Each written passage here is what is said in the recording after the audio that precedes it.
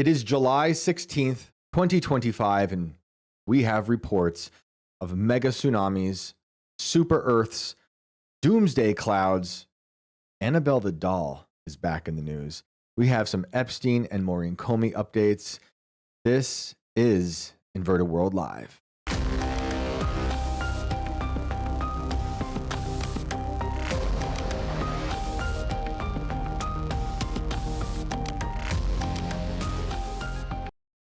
Welcome back, everybody. This is Inverted World Live, and I am your host, Shane Cashman. You are living in the inverted world. I hope you guys all realize this. The more the days get crazier and crazier, the more I realize this show is made for these times. It is just nonstop insanity, and we're here to talk about it all. But for those who don't know, this is a call-in show. Our phone lines are open. We'll be here till midnight. You have a strange story you want to tell us about. You have a strange thought, perhaps, about something we've talked about. Doesn't have to be strange. It can just be a good thought. Or if you disagree with something we've said, or you have something you want to add to a story we've talked about, give us a call. The link to call in is pinned in the chat in both Rumble and YouTube. We'd love to hear from you. We're going to go through a few stories first. We'll get to phone calls around 10:30. And I am joined today by Alex. What's up? Hi, Shane. Hi, everyone. I am in the chair for Brandon Miner. I am Alex Ayala. It's good to be back. It's good to have you in the room. In our new setup. This is your first time with the new setup. Yeah, it's a great new setup. I can actually see you. It's just weird. Yeah. For a year, I was just looking like this. I know. Which is why I go to a massage therapist for a year of craning my neck. But Brandon had to skip out of town real quick for some stuff back home. And we are so glad that you are here to fill in. It's always good to have you in the room. But yeah, it's there's so much going on. So much. I can't even my head is spinning. Every time I open my phone, there's something new. The world is just going crazy. But before we get into any of that, this is crazy. We have our first sponsor, and it's awesome. Yay. Our first sponsor. So I'm going to read. I got an ad I want to read for you guys from our very first sponsor over at BreezeBox. So hear me out. Are you tired of sweating through the summer heat? Wish there was an easy way to stay cool without breaking the bank? Well, I've got great news for you. Introducing BreezeBox, the ultimate portable cooling solution. It's affordable, energy efficient, and can cool any room in just minutes. Plus, it's portable, so you can take it anywhere, from your bedroom to your office or even on camping trips. No complicated setup, just turn it on and feel the difference. That's not all. BreezeBox also purifies and humidifies the air, making your space healthier and more comfortable. It's eco-friendly, super quiet, and has a long-lasting battery life of 10 hours, rechargeable via USB. And here's the best part. For a limited time, first-time buyers can get BreezeBox at 50% off. That's only $49.99. But you need to act fast because there are only 290 units left, and this offer is available for the next 24 hours only. Don't just take my word for it. BreezeBox has an average rating of 4.8 stars from thousands of happy customers. And with our 30-day money-back guarantee, you can try it risk-free. So what are you waiting for? Beat the heat and grab your BreezeBox today. Visit getbreezebox.com now to take advantage of this incredible deal before it's too late. Shout out to BreezeBox. We really appreciate that. I have a long history with air conditioning. You do. And I just have to say it real quick because it's awesome that they're our first sponsor. I grew up in this old house. We never had air conditioning. It was part because we were poor, and the other part was I think my parents were semi-Amish. They just they refused anything cool. They were like just fake Amish. Well, it's also like New York. New York doesn't really have like central AC. It's just like you have to put the AC unit into the wall and deal with it. They only got AC units into the windows when I went to college. So before that, I grew up with a network of like box fans. Okay. And at some point, my dad cut a hole in the ceiling and it put a fan in it. Yeah. So you have to open up our screen door and it would just suck the air up. And so because of that, I became obsessed with air conditioning because I'd go everywhere. Everyone else had air conditioning. Supermarkets were always so cold. Yeah. And it's air conditioning. The history of air conditioning is sort of inverted world adjacent. Yeah. Because I mentioned this last week. We were talking about clouds and cloud seeding stuff. In the 1890s, a man actually has a patent for throwing up like explosives into the sky to help make it rain. There's early ideas of controlling the weather around you. But the air conditioner started, as we know it today, to help try to keep President Garfield alive when he was shot. Eventually, he would die. He would be assassinated, but it took weeks for him to die in Long Island on the shore. And the Navy put together this amazing system of air cooling through ice. And ice back then was a huge commodity. There was even a guy called the Ice King. Mm-hmm. There was ice wars. We used to ship ice across the ocean. Wow. It was like a big deal. The people were really, and there's a receipt. You can go find it on the Navy's website or somewhere on their Long website. Island's good for something. I guess. That's it. For air conditioning. Oh, I'm sorry. It was Jersey. It was Jersey. Oh, okay. But Long Island does have nothing. No, I'm just kidding. Yeah, it's a fascinating history to watch how that developed, air conditioner. And I spent years researching history and actually looking into companies like BreezeBox. And I love that stuff.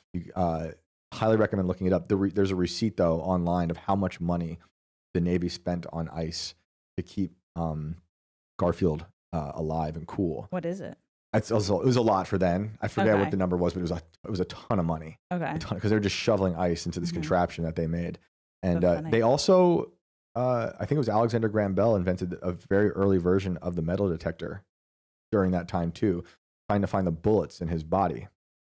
But they didn't realize that he was on a metal bed frame. Or they didn't realize that him being on a metal bed frame would throw off the metal detector looking for bullets. He had a rough last few weeks there of his life. But I'm glad you know all that. It's fun to share that with everybody here. I love it. So, how do you feel now about it? Feel great. You have to have it. Yeah, obviously. Yeah. This is the kind of thing I would like to have because I don't really have any air conditioning. We should have one in this room, honestly. Yeah, in our little coffin. Mm-hmm. But shout out to BreezeBox. Thanks for being our sponsor. Man, I don't even know where to start with all this crazy stuff. Real quick, I guess we'll just talk about Comey. I don't want to do another 30-minute monologue on Epstein. But we just found out that Pam Bondi's fired Maureen Comey, James Comey's daughter. And the way this ties in to Epstein is so interesting because she was a prosecutor of Nicholas Tartaglione. I've talked about him a whole bunch on this show and on IRL. He was the guy who was in a jail cell with Jeffrey Epstein. And that thing, so I'll just recap it really quickly. He was involved in a execution-style murder of 4 guys and a drug deal gone wrong. Tartaglione is an ex-cop who turned drug dealer, bodybuilder. And this happened in the town of Chester, New York, where I was working at the time.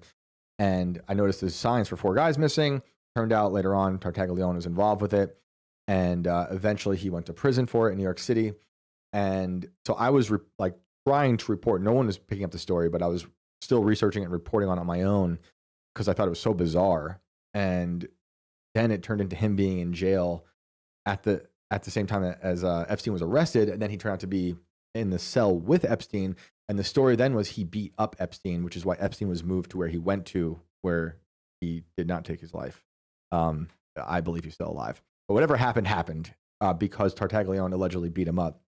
Tartaglione says he did not beat him up and that he says Epstein was actually suicidal before he left. And you might have seen Cash and Rogan talking about that, the suicidal story before Epstein being moved to his cell, or whatever happened.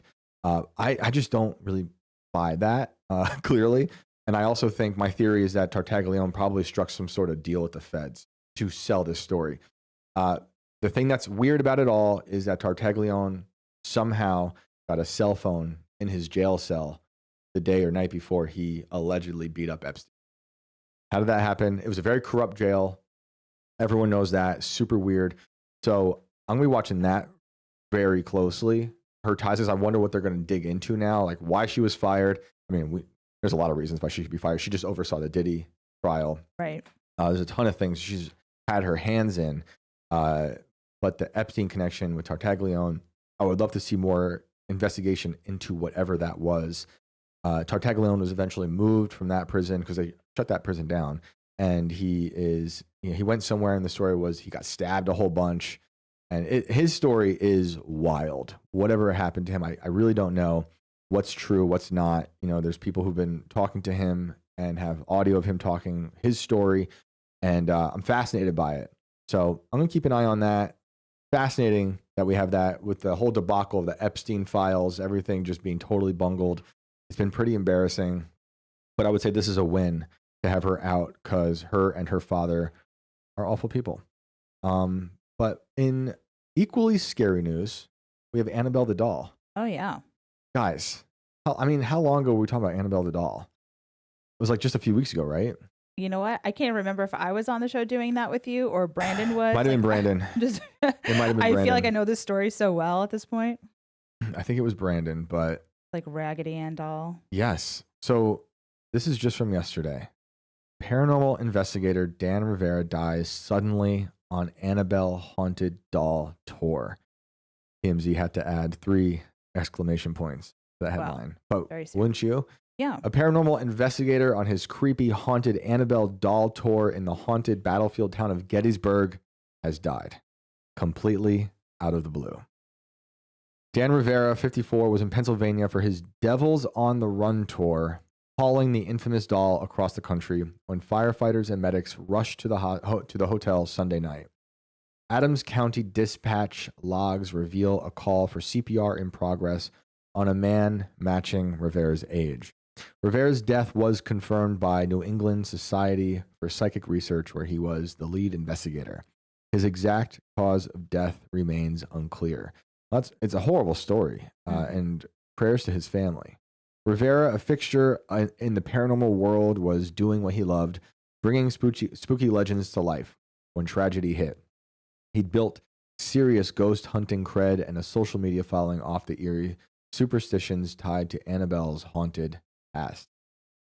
Get this here. So we see this. Are we looking at this creepy picture of him and the doll? Yeah. The Gettysburg stop, hosted by ghostly images of Gettysburg tours at the Soldiers National Orphanage, was a total sellout, packed for all 3 days from Friday through Sunday. I'm going to be honest. Yeah. I'm not going to see that doll. I don't want to go anywhere near that doll. I mean, I have questions, so. What do you got? No, I want to talk to the doll. No, you don't. Yeah, I do. No. Come on. Have you not learned any? Yeah, I mean, what's it going to do to me? Come on. I don't know. It's already got one guy. It's not going to get me. Go in there with Christ. You're fine. This doll, so that's the end of the article. He was 54. It's super tragic. You don't really think the doll did. Who knows? I like to think not, but the doll was in the news a few weeks ago because people were thinking, well, they said the doll disappeared. Right. And that was sort of not the case. They said it was on this tour. But then other people were saying they were matching up disasters with wherever Annabelle was going. So they were like the fires were Annabelle. Right. There was mass death because of Annabelle. Mm-hmm. But that happens all the time, clearly. Maybe it just needs, some sage or Wiccan spells. No, prayers. Okay, none of those things. None of those things. We need prayers. I think that'll just make it worse. That's like gasoline on fire. Burn it?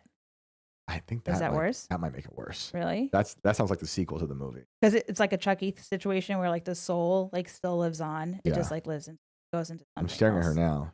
She looks as red on there as I do in the camera. Yeah.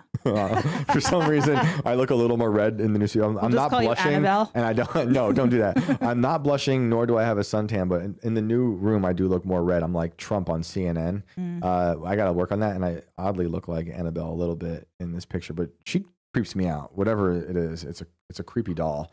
I don't like it. But man, it's a tragic story, whatever it is, and it doesn't help the legend of this insane doll that has been creeping people out. Well, what do we do at time. This point? It's gonna be very curious what she does at this point. Is she gonna go like on a PR tour to say it wasn't her?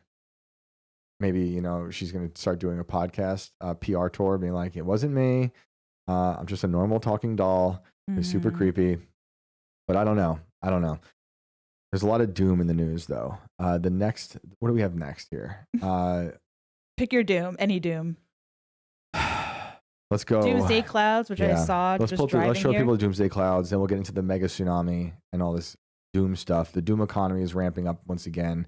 Did you see the Doomsday Clouds? Driving here. You saw them today, right? Yeah, I sent you a message. I was like, what is up with these Doomsday Clouds? It's pretty crazy. bad out there. So we have thunderstorms out here. Nonstop. In West Virginia. It's been nonstop. Mm-hmm. So this is from 5 days ago, and people saw the Doomsday Cloud shrouds Maryland in darkness. And we have been trapped in this insane storm front. It feels like every day. Every day my phone says I have a flood watch. Yeah. Which is disconcerting considering all the flood news that's been going on. and there have been bad floods here, and there are 2 rivers nearby, and there have been bad floods in the area before. But these are what they call shelf clouds. But whatever's going on, they're bringing destruction. Wicked. It's been totally nonstop. But you said you saw some driving in today. Yeah, I saw them. They looked exactly like this. They're apocalyptic.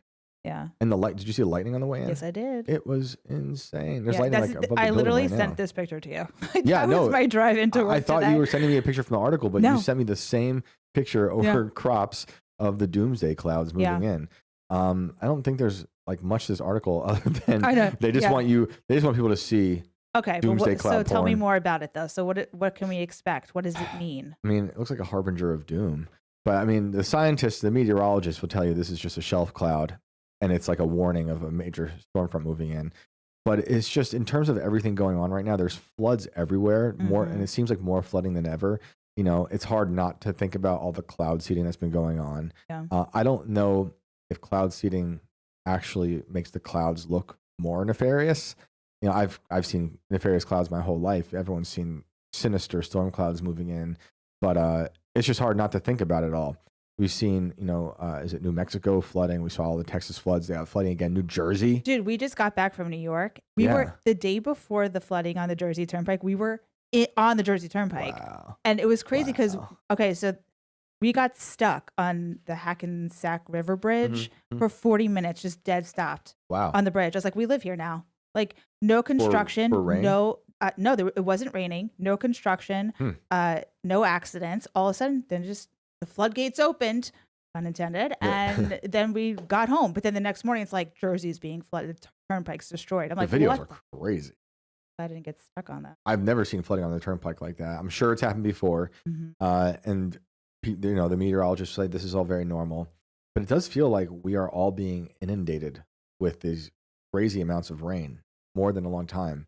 Like what was happening in Texas with the Guadalupe River. Obviously, it's flooded before. It's been terrible, but it is just horrific what's been happening and the amount of destruction caused.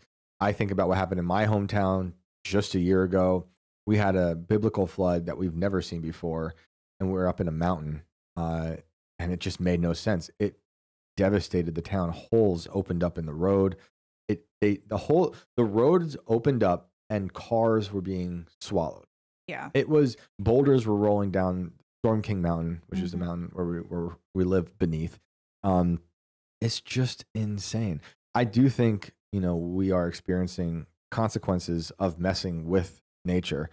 I don't think, I've been talking about the whole Rainmaker CEO stuff, like I was saying the other day on Monday. I don't know if what he's doing is responsible for all this destruction. I think that's just like creating a boogeyman out of one person. I think it's a mixture of a lot of things. And he's been trying to make this distinction that cloud seeding is not geoengineering, but technically it is geoengineering. It's a lesser version of geoengineering because like the crazier stuff would be trying to block the sun, throwing a whole lot of dust in the sky so we can reflect the sunlight back into the sun to, what Bill Gates would say to save us from climate change.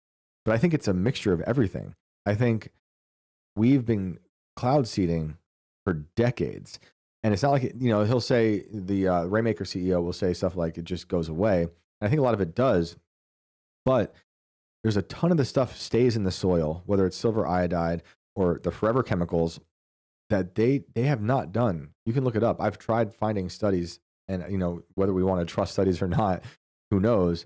But they have not done a lot of studies on how silver iodide and the forever chemicals react in the sky. And I do think that has a problem with maybe accelerating a lot of this stuff, but we don't know yet. And it's alarming. Yeah. And you sent me that article too. It's about like AI. Now they're like blaming AI for it. Oh yeah. Let's get to that. This is on here.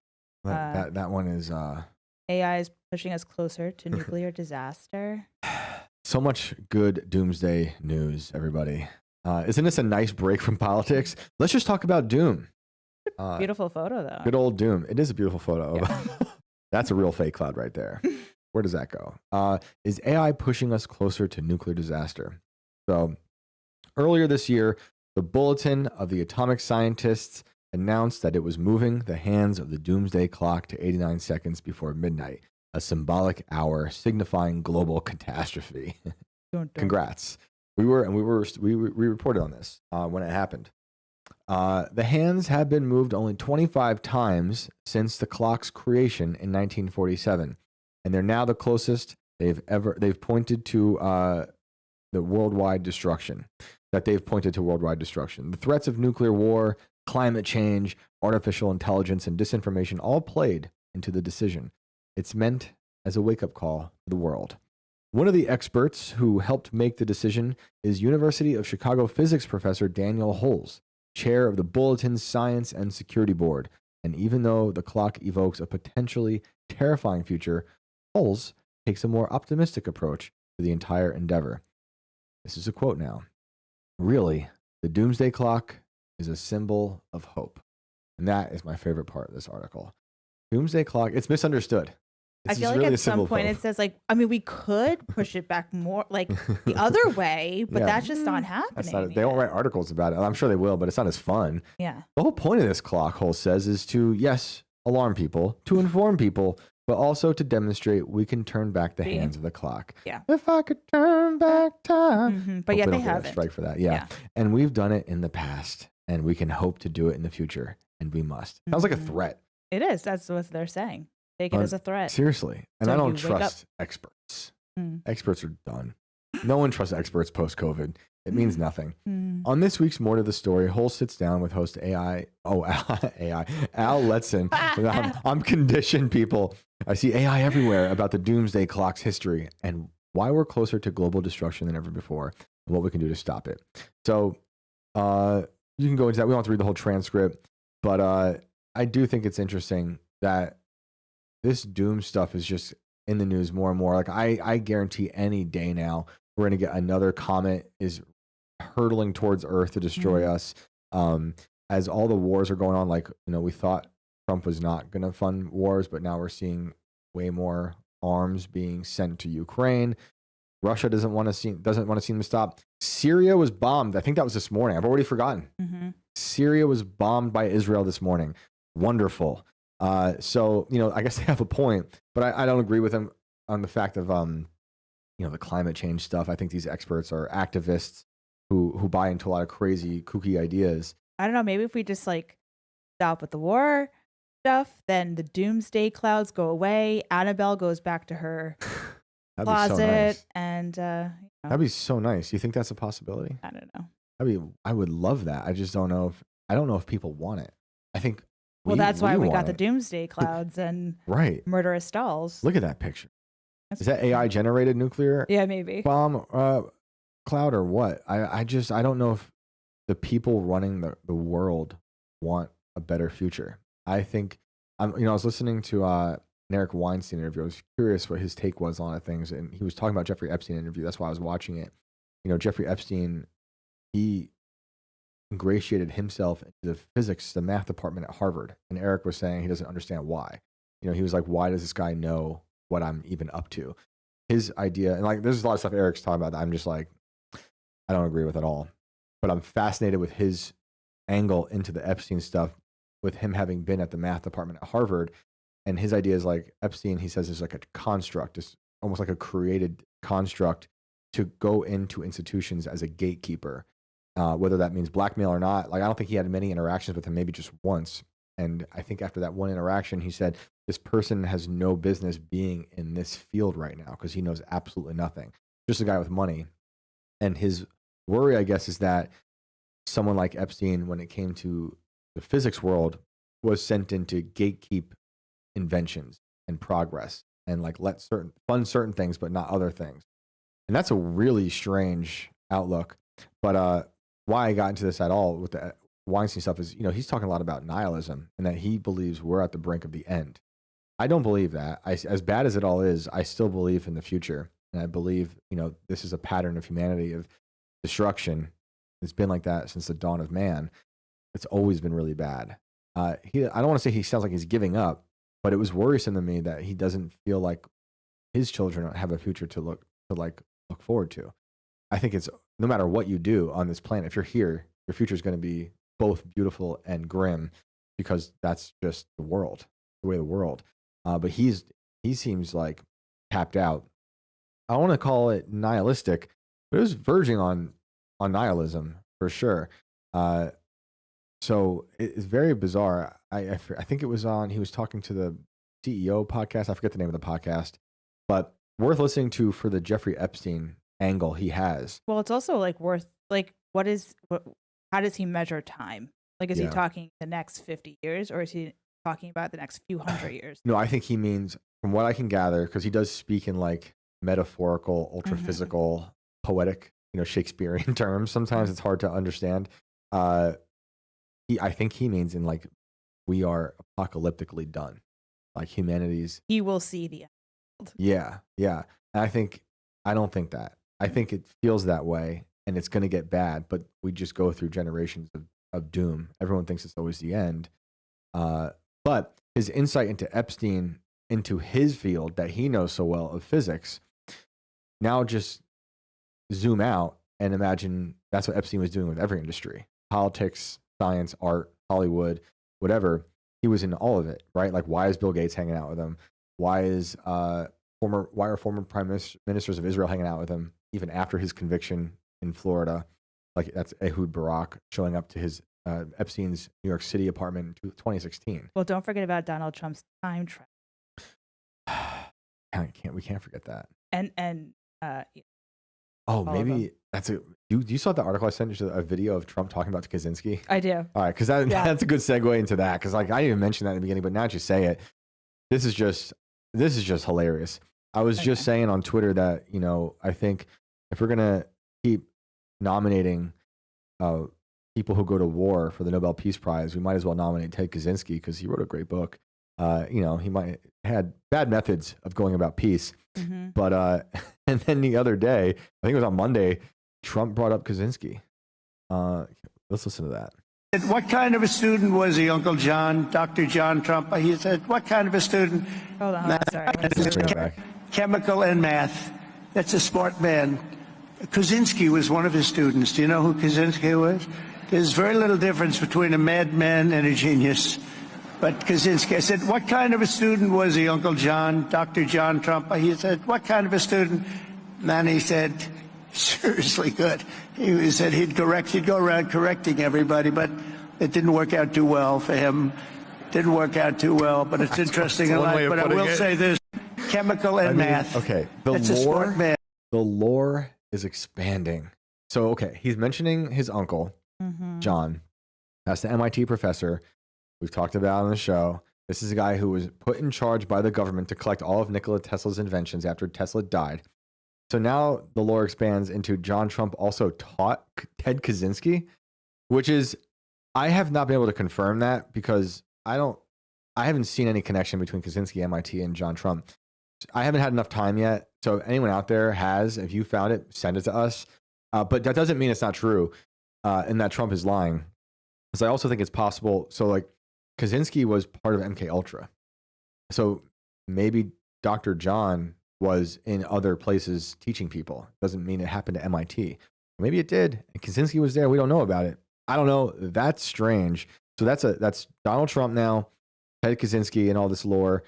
Tesla we knew about, MK Ultra, Musk. You need to start doing a crime scene behind you and connecting all the pieces. Yeah, I think you should do that. I'm just gonna start chain smoking at this desk and like drawing like all these lines. I'm pretty close to doing that because I can't keep up anymore. It's getting insane. That was just phenomenal. I mean, I can't believe it. There are people out there debunking that ever happened. I don't know how, but we'll see. So let's go to Super Earth.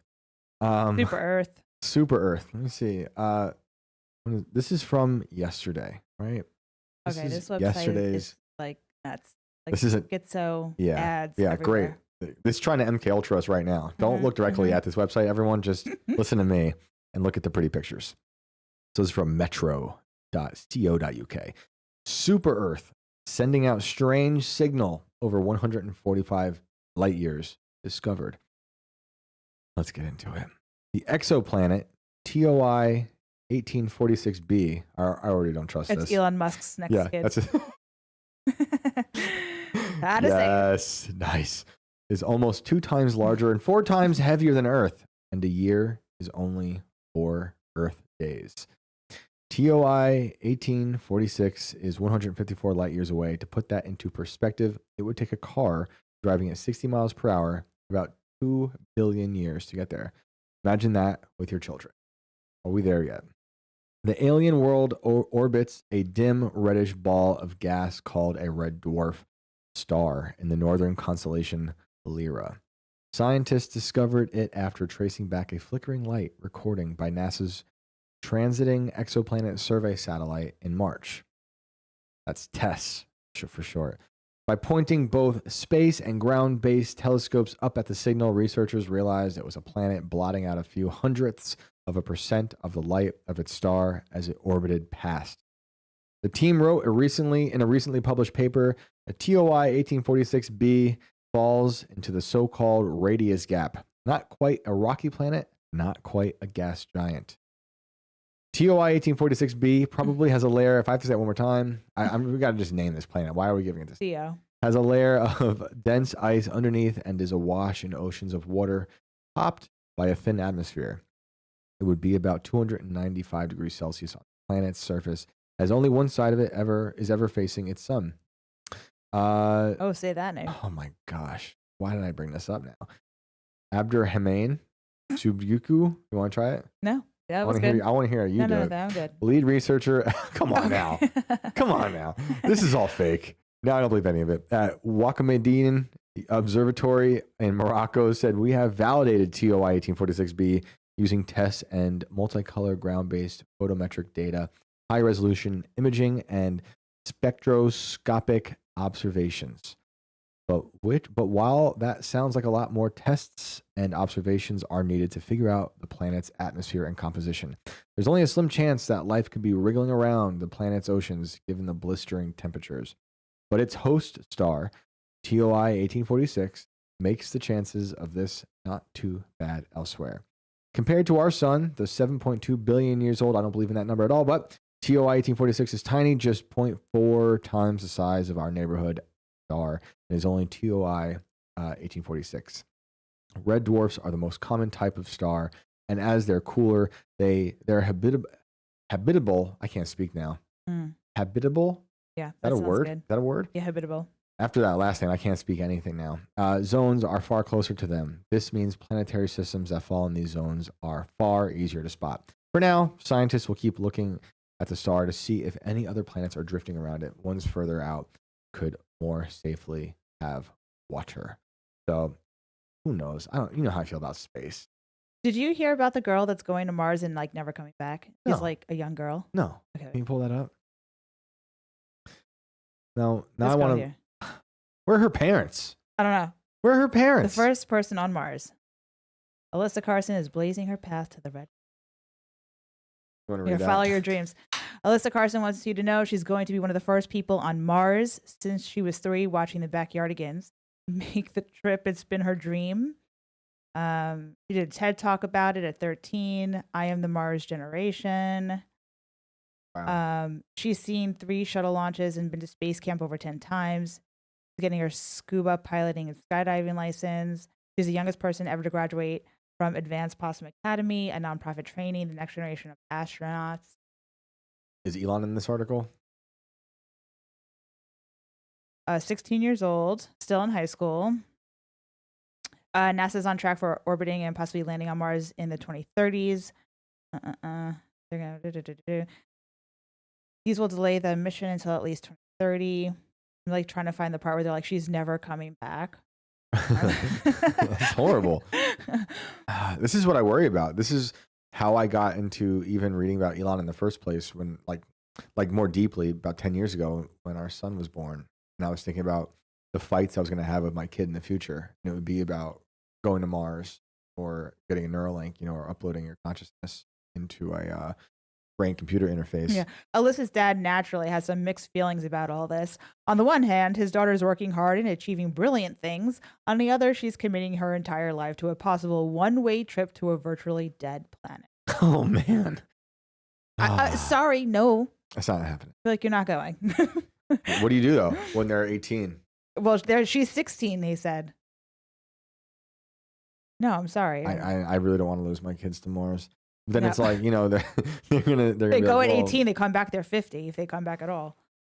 And then you're dead anyway. So what does, like, do they have Wi-Fi? Can we talk? I think that is just crazy. isn't that wild? I mean, you have to believe in Mars first, and it'd be sad to go up there and not go anywhere. But this is, I don't know. I think that she should stay on Earth and make Earth better. And why is everyone so supportive? Her best friend is supportive. Yeah, they really love her. Yeah. Yeah, you should They're totally like- launch they're into like, yeah, space forever. bitch, We go won't to miss you. We'll be Mars. Yeah. Martian pen pals.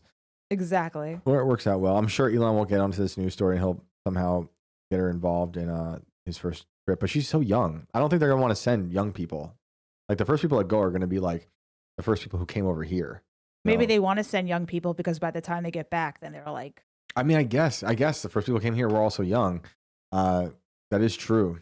That is true. There's gonna be a lot of stuff. I mean, the first people they send over are gonna have to figure out how to terraform, how to build all this stuff. Mhm. You know, I don't know how Elon's thinking about terraforming Mars now, but at one point years ago, he said one of the ways to terraform it was to just drop thermonuclear bombs on the poles of Mars, and that would do it. So how's that going to go down? You know, I don't understand how that works. That is what he was seriously considering. I know his other plans, but he said that was the easier plan. Like, you know, if you want to just make this habitable, you can habitable. you can thermonuclear bomb it. But do we have callers? Yeah. Okay, we should probably get to those. I do at some point want to get back to the remind me about the Vance Bolter story. I want Okay. to do that, but let's get to callers first because I know they're waiting. Okay. And for those who are just joining us now, thank you. Yes, This- thank you for anyone who's come over from Timcast. I'm not even sure if they rated. Let's see. I'm not sure if they rated yet. Could be And soon. but you know, But thank you like, for being subscribe here. the show, call in, tell us your stories. I don't know who came in what order in the waiting room, so I'm just gonna go for it. Go for it. Okay. Guy named Jamie, are you with us? You know it. What's up, Jamie? What's up, Stan? How you doing, man? Good, good. How are you? And I gotta say, Brandon, you look so much prettier tonight Oh, I thank you. than usually. I mean, it's like, what's going on here? Welcome. Spooky room. Like, I know. I'm the Annabelle doll now too. Oh no. Awkward. So yeah, it's all good. And you guys, I missed you last night. Maybe I missed something. I just caught a little clip of something, but Yeah, we weren't here. Brandon had to head out of town real quick last minute, so we just called it out and got Alex in today. okay. I promise I'm not stalking you. What's going on? Yeah, I'm kidding. No, but hey, I did Yeah. tell you about a video I was going to look for last time Yep. I talked to you, Yep. and I couldn't find it, unfortunately. But I found one that I had forgotten about from like January of this year, and while I was taking this video, this light. I grabbed my phone because this light was blinking by a bright. It's either Jupiter or Saturn. One of them pretty bright in the sky. Anyway, and so I started filming it, and man, after I looked at it, you can see somebody's gonna have to zoom in, bro. If you know somebody, it's on my X account. I did post it. You want to try to find it? How do we? What's your Oh, boy. It's account? It's planet _ deep. Sorry, my dog. 8. Deep DEEP _dive. Planet Deep Dive. It's at planet _DD. It's about the 5th post down. It's fairly it's right near the top. But anyway, I'm sorry, what was the video again? it's about the 5th one down. If you find the page, it's about the 5th post down, 4th or 5th post down. It's Is just there like a black like a night sky? screen. Yep, I got it. And it says triangle shape, because as I started to look at it, you can see this thing, and then then it's just putting off all kinds of colors. I got about 2.5 minutes of it, but I wanted to share that with you, man, in case there's anybody that can enhance it and stabilize it. It's an iPhone like 13 Okay. I see video, it. not 8, but it's still tripped me out. All right, I'm going to go ahead and play it. Yeah, we'll take a look. Okay. I don't know if you guys can zoom in. You can see it blinking on and off at the beginning. Sure To the right of the star. These two are Oh. Oh, that was weird. Oh, okay. Together. Is that the thing? It moved up there? Yeah. Well, I turned my camera at one point, but then you see it, and I focused on it. If you could zoom in, it literally changes the way it puts light off. I was hoping somebody could zoom in and really. Yeah, we won't be able to zoom in now. Not here tonight, but I mean, once if you know somebody, say, hey man, check this video, see if you can pull, Jupiter or Saturn. you know, the quality or whatever. But I thought it was really, it had me tripping that night. So we saw it move. There's no sound It at all. darted up really quick. We're seeing it emit some sort of red flash, I guess. Yeah, it looks to go red, then it goes white, then it starts to do this thing where it's going yellow, blue. It almost turns into a ball. It gets brighter and dimmer. You think it's a drone? Oh, it could be a drone. Yeah. Well, the thing is it was so high up. Lights on it. It's But- weird. It's small in the video if you're zoomed all the way back, but it just has this. It's not like it had a series of lights. It literally looks as though it. At some point, to me, as I zoom in on it, it looks like it's changed shape, or at least the way that it. If it was just 3 red lights or 3 white lights, because it goes from white to red Yeah, I've seen green. and green, and then there's like these blue, and then it looks like it starts to spin. It's. I don't know. It's definitely That's moving why- weird. I mean, possibly a drone.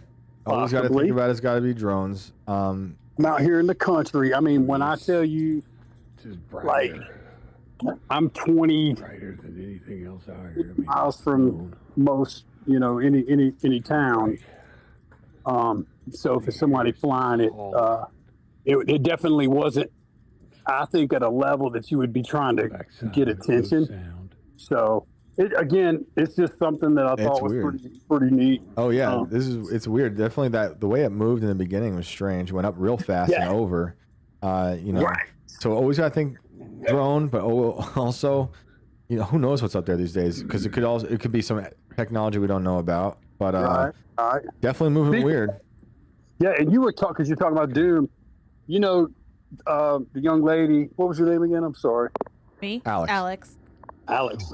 She mentioned, you know, some technologies but apparently Australia said they're going to, was that on your show? Something about a black box, Earth's black box that it's going to record basically the end of the Earth. No, that wasn't us, but I have been privately on a black box rabbit hole and the Saturn Okay. worshippers. Okay. I'm not ready for all that. There's so much information out there, but the black box, in terms of human civilization, is an image that has shown up forever, and it's slowly taking over the world. Well, not slowly; it's taking over the world. And you see it in different religions. You see it in corporations. Right. It's like all of Black rock, black stone. exactly. The Muslims, they circle Exactly. a black stone. Yep. Jews have the black box. The black box Right. is everywhere. And Right. last night I was talking about the Inslaw Inc. Scandal that was involving this spy software that Robert Maxwell was a part of with all of that. That's Ghislaine Maxwell's father. The Inslaw, INSLAW Inc., they had a black box as their symbol. Black box is strange. Yeah, someone in the chat saying Mecca. Yeah, the millions of people go to pray to the black box there. The black cube of Saturn. Someone else I'm saying, yep. So you guys know the deal. There's a lot to do with it. There's a lot to do with it. I'm not too well versed in it, but I know, I've talked to Sam Tripoli about it. He's put me onto that stuff. So I've been looking into it, and it is everywhere. And so you talking about the black box now to record the end of Earth. Record basically. Not surprised. Yes, absolutely. Well, see, this is the thing. Like you were talking about all the disasters and stuff. Oh, well, we go through cycles and whatnot. I'm a Christian, and if you read, there's a point where there is an end. Even Jesus himself said, "I am the beginning and the end." Right. Right. So there is an end, and he's the end. And so until that, yeah, it's not the end, but Right. this the end has come. Right. So even in the Bible, it tells us that the devil knows. It says, "Woe unto the inhabitants of the earth For Satan is cast down among you, having great wrath, for he knows he has but a short time. Right. So if the devil knows that time is short, right, he's going to expedite the actions of men, Right. to meet the quota. For the goal is to dismantle the truth. Okay, if you can say we can stop what's coming and then reroute the direction. Like you said, there's a future. Well, they want a future too, but they want a future that allows them to continue to traffic people and abuse people and take advantage of people and exploit people. And this is what's been going on since right. the But fall that of has man. to come to an end. Believe that. And until until the end, that's not going to end until the very end. Right. So, I think mankind is trying to manufacture their own apocalypse.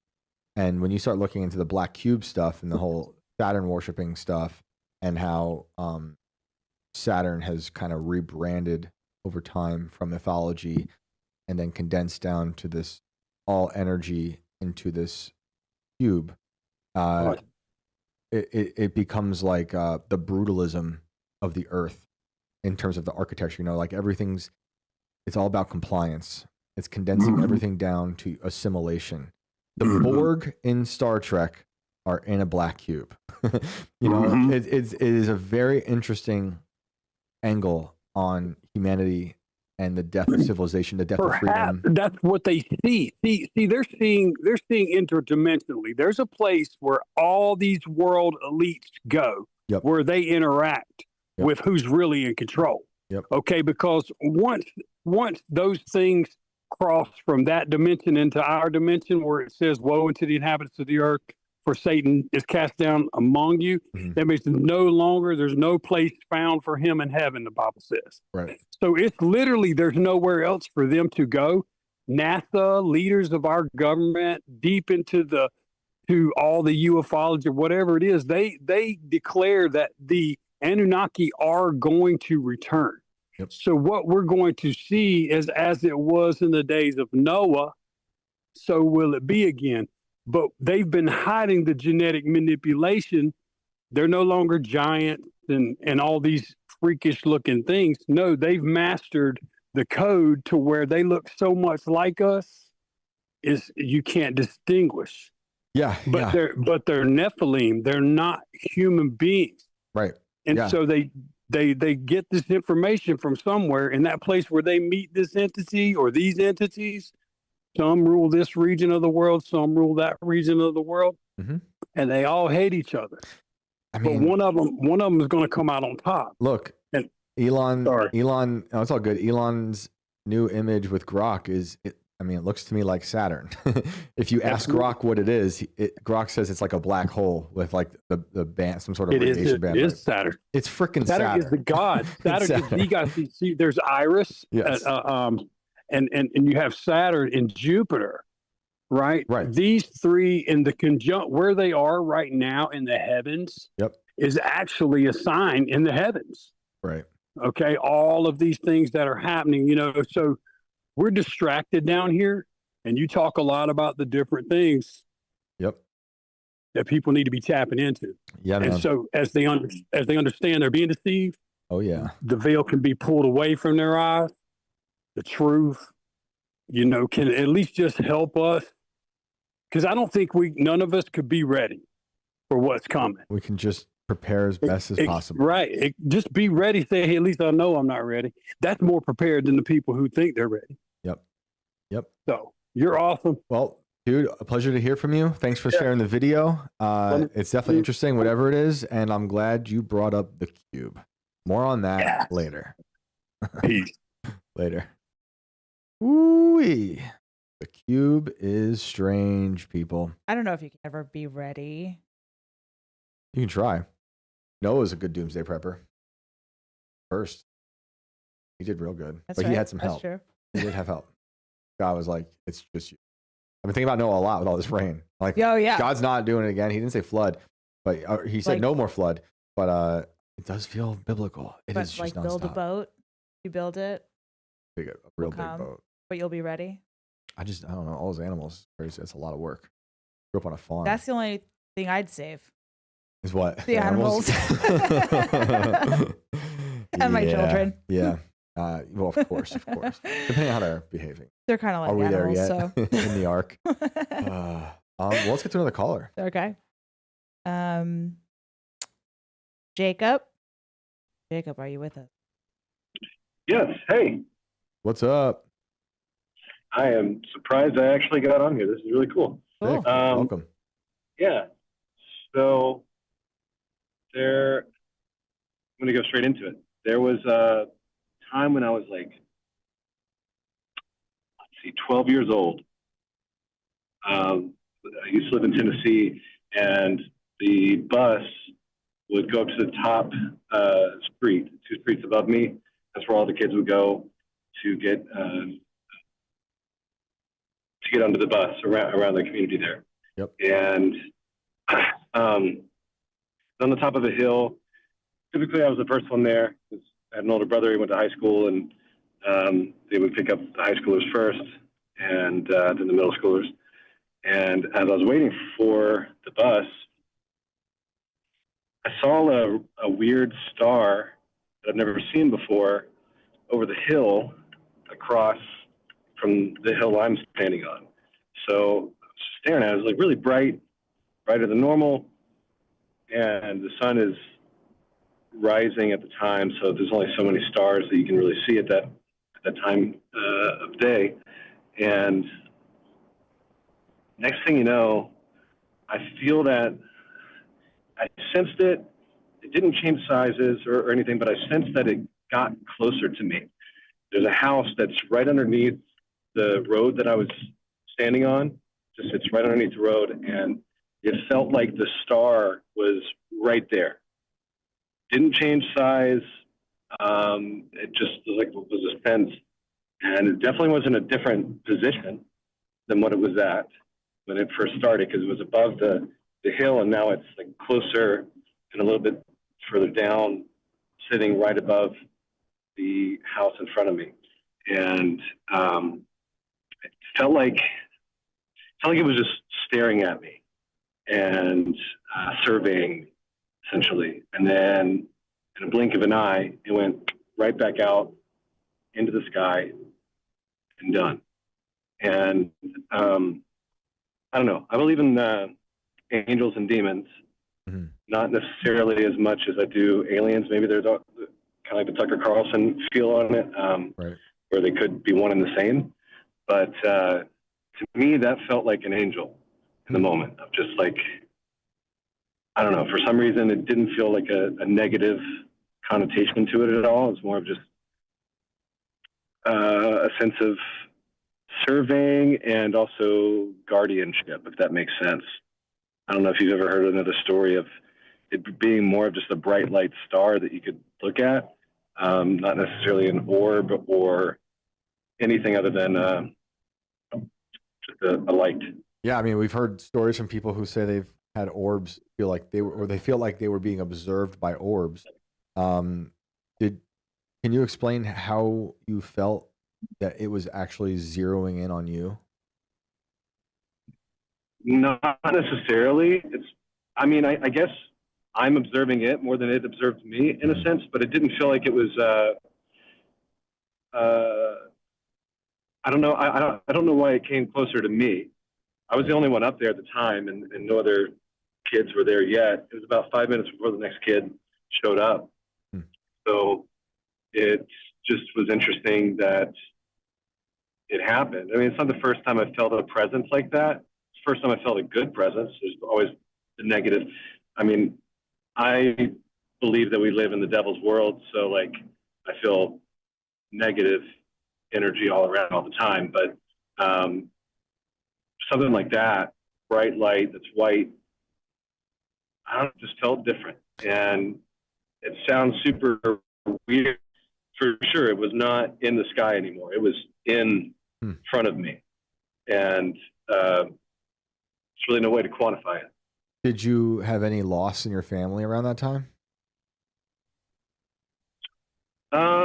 That's actually a good point. My grandmother died when I was in second grade.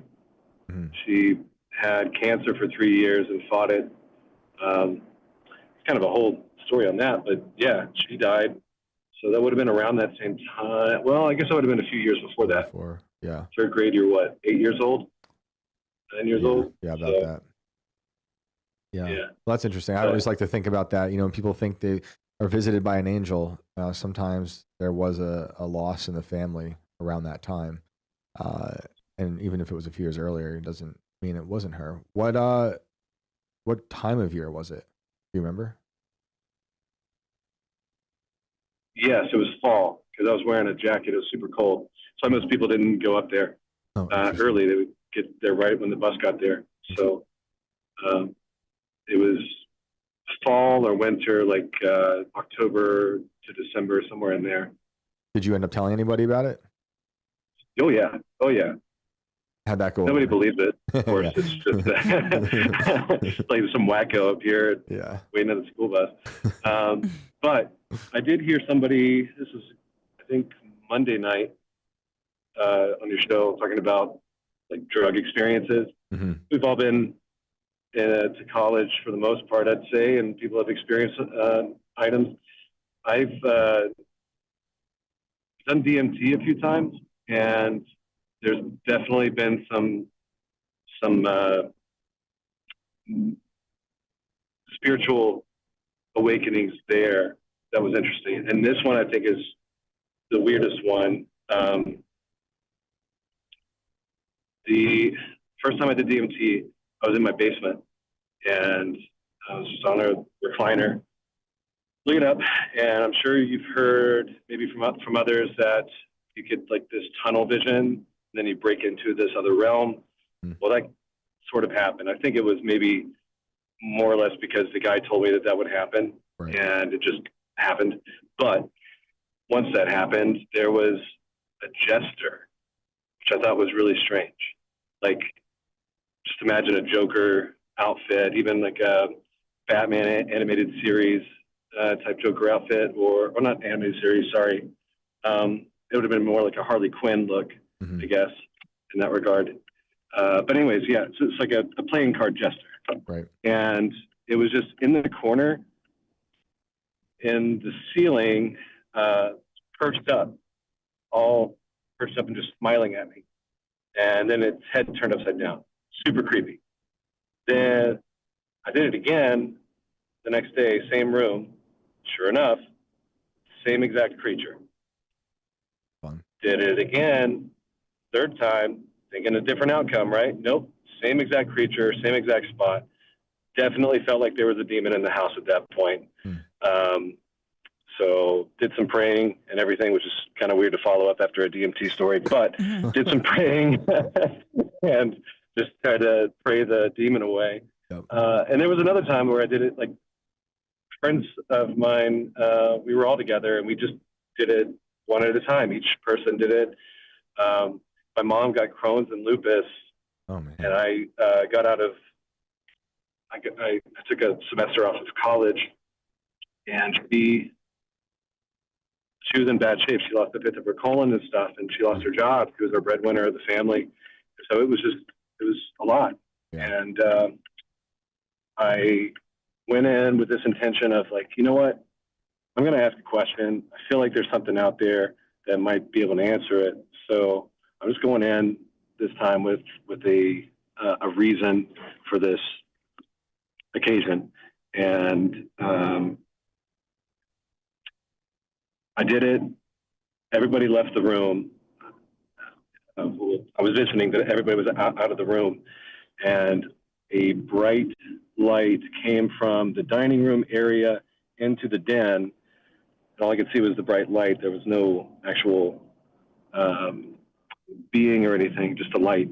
And it didn't say anything to me, but I asked it a question like, why is this happening to me and my family? Why are we being punished? And it said, don't look at it as a punishment. Look at it as what you can learn from it and what you can grow from it. Take it as a growing opportunity, essentially. I'm paraphrasing. It was definitely more eye-opening, I guess, in the moment. But essentially, that's what it said. It was just saying, this isn't something bad that's happening. This is actually good, and you need to stop looking at it that way. And then I've read Ecclesiastes and Proverbs and Psalms, not to get on a Christian whole kick here, but like if you read Ecclesiastes, it even tells you that essentially the same thing. Bad things happen to good people and to the wisest. And if you're always dwelling on the smoke of the world, which Crohn's and lupus could be that as human body, right? And we're all souls. So if you're always focusing on that, then you lose focus on the right thing, which is family, love for life, and and fearing God. So I don't know. I got that from that experience, and to me, those are the two major experiences: is seeing angels and demons like that. Wow. Yeah, I mean, I think that's a great lesson. I agree. I think it's tough though. It's a tough thing to balance all the human suffering, and we have to learn from it. Everything's a test, and it either consumes us or we use it to get better and help other people out along the way. But it's very hard to balance as you're watching your family, your loved ones suffer, and it's like, why, But good things can come from bad things. It happens all the time, and it's just like unfortunate to think about. But I think that's the case. I struggle with it too, even still thinking about how how if I'm suffering here or struggling here, what am I supposed to learn from this? So that's a great lesson to learn. When it comes to like the gesture thing too, it's weird. It's like sometimes I think is that because like I was saying on Monday, I think it was Monday, drugs I think are portals for bad entities to find you. Exactly. But they can also sometimes be a way for your subconscious to kind of project whatever's going on in you into like your field of view, whether it's imaginary or not. And it could be a mixture of both. But I mean, it's wild. I don't know if you saw Sinners, but that beginning of the movie Sinners, that essentially talks about that with music, how interesting you can conjure up evil and good with music. And I think that's also true. I mean, think about the lives of artists, and some of them end up having great lives, and then you have others that end up dying at the age of what's that age? 26? 20, right? like 27 Club or something. 27 Club, yeah. So Jim Morrison, there's like so many. It's insane. Yeah, and then you talk about the way they change the frequency of music too. There's a lot of weird stuff with that. Another thing, I haven't gone down too far, but I've been seeing people talk about it, and I'm interested in it because it's a thing and it's there, and I think frequencies can have an effect on people. I think that they're shooting frequencies into the sky. You think about HARP, and they're like, oh, it's just a little bit. I'm like, I don't know. It seems pretty weird. I think you're affecting it. I think it's having a ripple effect throughout the atmosphere, but they do it in music for sure. And the Havana syndrome is a frequency that's attacking people. That's making them very sick. Some of them perpetually sick. So there's something to all that stuff for sure. Energy is waves, right? And sound is waves. So it's all connected in some way, shape, or form. And I think even with the experience on drugs too, it's the same. You're changing the waves of your mind and everything. I don't know. It might sound a little pseudoscience, but it just seems it's true though. Look at cymatics. The way they use frequencies to make shapes out of like sand or whatever. Exactly. It's definitely doing things, and a lot of it is visible that we just can't pick up on, but it affects us constantly. That's why people are freaking out about 5G. I don't think it's like just something to laugh off. I do think there's a lot of weird stuff that we are putting on Earth that is affecting everything. I think a lot of this stuff has affected nature. When I was doing this research into HARP frequencies, there are a lot of people out there and scientists who are like, this is affecting the cryptochromes in migratory birds, and that's why they're falling out of the sky. So who knows?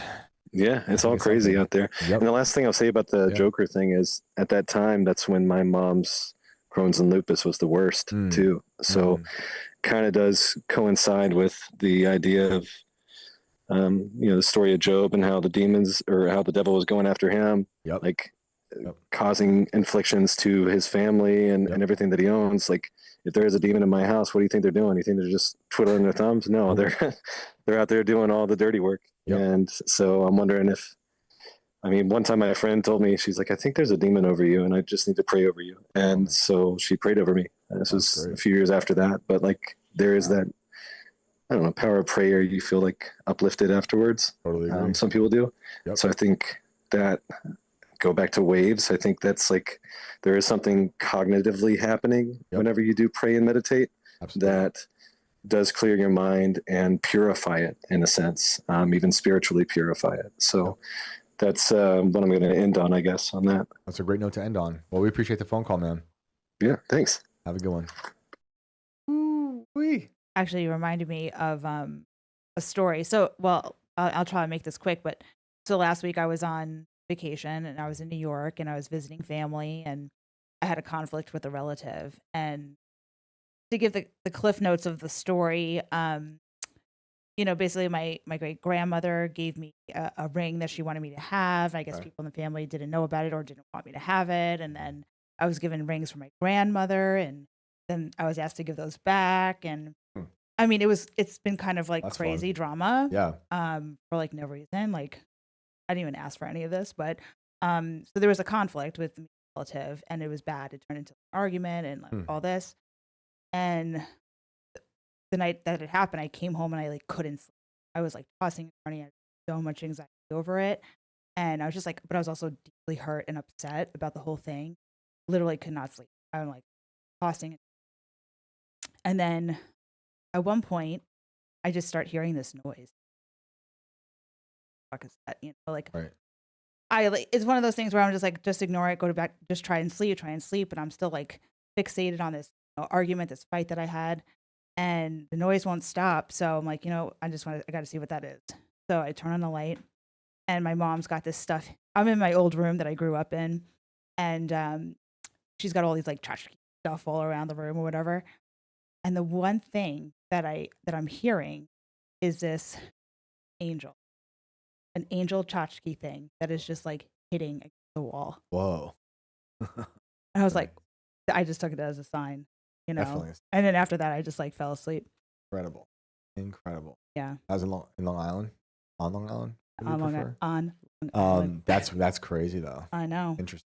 I was just like, of course. Oh my God, they're speaking to me. Like, it's going to be okay. Family fighting over heirlooms. I know. It's something. like a Hallmark movie, but. I got my grandfather's wedding band. Oh. Thankfully, I'm the only grand. So yeah. there was no fight over that. But yeah. I've seen families. That's all the furniture moving I did. Yeah. All the dead people. Yeah. And families fighting over stuff. It was like nonstop. Mm-hmm. It's like some people just have nothing else to do when they're grieving. And they fight over who gets what. Yeah. And there's no will sometimes. Mm-hmm. Right. Or they don't even believe the will. It was always some sort of crazy mess. So wild. I was promised a sofa. I was promised a necklace. This and that. I know. Yep, not fun. Yeah. But that's cool. Yeah. That's what. Did you take that angel? No. I feel like that angel deserves to be there for the next time. And someone's saying my mic is cutting out. Yeah, I know. We're having audio issues as usual. Well, it's Alex again. And of course it's my fault. I have to be like, my lip has to be on the mic in order for you to hear me. Tell them why. No. Surge. Yeah, Surge came into our room and did buttons. Shit. He says he's gonna fix it. There's a crazy gate on here, and we thought it was gonna be nice. It does. I thought it was sounding nicer on Monday. Yeah. But the gate is like crazy. Well, like it's giving me my back is hurting because like I'm just trying to like stay still on the mic. Sorry guys. Anyway. Sorry. I need that angel. Apparently, there's a demon in the microphone. That is this room. The history of this room. Well, let's get to the next call. But yeah, sure. That's a crazy story, though. I know.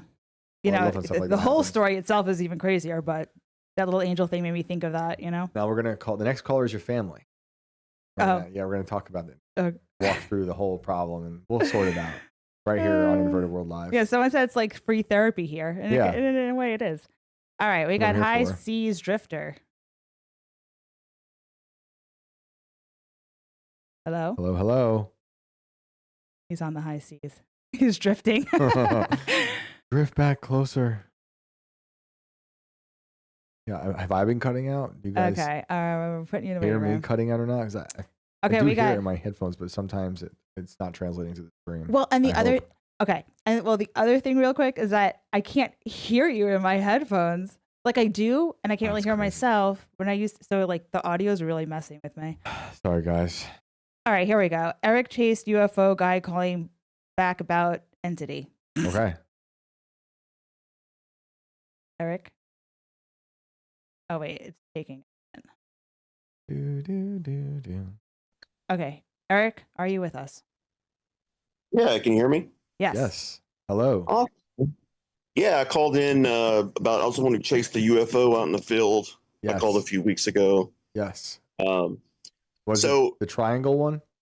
yeah, Yeah. yeah, What's up? the cloaked triangle. Cool. What's going on?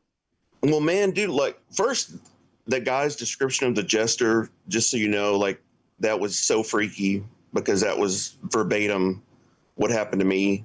Interesting. It's very interesting why the same thing occurs. Even his description of it was exactly how I would put it. I didn't call for that reason, but Yeah. it's interesting because kind of validate that. But Right. I think I'd kind of mentioned it before. So just real quick ones. So either I think a lot of the ghost experiences are something to do with the space-time. I don't, either it's a multiverse or it could be time itself kind of like bends and temporarily overlaps for a second. Yep. Like seeing each other through space time. Yeah, because what I think is like in the story I'm about to tell, I think that the likelihood was the dad in that scenario probably saw me as a entity coming in to check on him. I don't know, but anyway, it was in high school. I'd gotten home from school. I'm just sitting in my room. I lived in a farmhouse with my dad, so I kind of know the house's history. It was old. There was but only a previous family had lived there. And so some weird stuff, but for this one, so I'm just sitting in my room, just kind of starting homework. And my dad walked very much on the heel of his feet, like very loud, thump, thump, thump, that kind of crap. And he kind of had a routine when he came in. So I hear him walk in. I hear him go into the living room, click on the ceiling fan, the whole click, click to turn on the light. I hear him sit down in the chair because my room is right next to the living room. Yep. And I hear the TV come on. And so I go, oh, cool, Dad's home. I'll see what's up. Walk in the room, and just the feeling you get when you very clearly are expecting, Dad sitting in a chair watching TV, lights on, and you walk in and it's an empty room with no one there. And he did end up coming home later that day. And that was the one story that always really stuck with me because he was alive. And even when he died recently, it was at a different house. So, there's only a window of time there where that scenario could have happened. While he was living there and it was, it's just very clearly him because he had just a very, just Pattern. noticeable kind of routine and walking. Yep. And then to kind of follow up with that as well and just cut me off anytime, any questions. I was at my brother's house. He used to live in a house where they used to show, I don't know what it's called, but like a wake or whatever, when you have like the funeral, people get together and whatever. The funeral home would have the open casket or. Yeah. And this house was what it was in the past. And so my brother had a ton of different stuff happen, but I was spending the night one night, sleeping on the couch, and everyone's asleep. And then in the main room of this house, you could hear two kids playing and them thumping around. I have noticed with all the experiences, you can hear people talking, but you can never understand what they're saying. You can tell it's English. You can tell it's a voice. Even in the story before with the TV coming on, I could hear people on TV talking, but I couldn't understand what they were saying. Right. Same thing here. You could tell they were kids. You could tell they were running around, and you know, there's cling clang. Door opened up even at one point, and that was the same night that I had my wallet, my keys, snuff, everything beside me on the couch. I woke up, and one of them apparently had stole my snuff because it's gone. We ended up, you know, I mean, I was young, man. It was like really expensive for, you know, 18-year-old at the time, and tore everything apart looking for it. So then I'm like, dude, this isn't funny. You know, you must, my brother, you know, why are you doing that? Like, anyway, so then it was probably 3 or 4 days later. He goes, hey, man, woke up this morning. The stuff was laying right on the side of the couch where your other stuff was at when you were here. Perfect. So they're pranking you. The ghosts just are a pranking couple, you. Sorry? I said the ghosts were pranking you. Yeah, I mean, it wasn't funny at the time because it was like, it sucked, you know, because it's like anything, I guess, like when you have a vice or whatever, but, and then it's gone. But yeah, those are just a couple that, you know, I've had other stuff where you could definitely link it to a past, you know, entity or spirit. But as far as those are the main ones, especially the dad one, because that one I can, well, the kid one too, I guess, because the kids wouldn't have been dead and they would have been there in that scenario playing around. So that one probably, you know, but again, like I don't know what all happened with the house before. But I can say with the farmhouse that I lived in, I know for sure, you know, what that encounter was. So you started by talking about the space-time interpretation of ghosts, and you know, I think you said your dad was alive at the time that you thought he was home, and you had like ghostly encounter. So are you thinking that there's, you know, some sort of way that his routine, his pattern is kind of baked into the DNA of the house, and that's why it's happening? Because we've had people call where they believe they've seen ghosts going through their routine, but like it's like back through the day, like people saying their ghosts would always walk through the house at this time of day or go through here to the kitchen this time of day. Is that kind of what you're interpreting that as? Exactly, 100%. Like mine is, I think most of it, like it, obviously if that would have happened now with him being passed away, I would attribute it to him being a spirit. Right. But since at the time he came home a couple hours later that day. But I think that a lot of them are, I don't know if it's like, you know, space-time is a kind of thing where maybe it bends around and touches briefly. And so a moment in the past, because generally like all the stories you hear are things that happened in the past. You don't see a lot of like, but I mean, I guess how would you know? If it bends around, you know, it's all happening at the same time sometimes. I guess if it folds together, you know. Hard to and that's why it's like at that moment when he came in at whatever time that was. So I mean, at that particular time, it would have been like within a 5-year period. Right. And so I would have kind of guessed that he was probably sitting in the chair in this reality, and then I pop in, you know, like the curtain moves or whatever, like because he had like a curtain instead of a door for the living room. Wow. And so maybe, I don't know, because obviously there's no way of knowing, but right. It just seems like you don't see like entities from the future. It's mostly in the past, you know, or like the Civil War battle sites where they see ghost of a soldier in the uniform. So it's kind of like, why is it mostly past things? Maybe that's just how the might fabric be that people are tuned to seeing the past more, you know.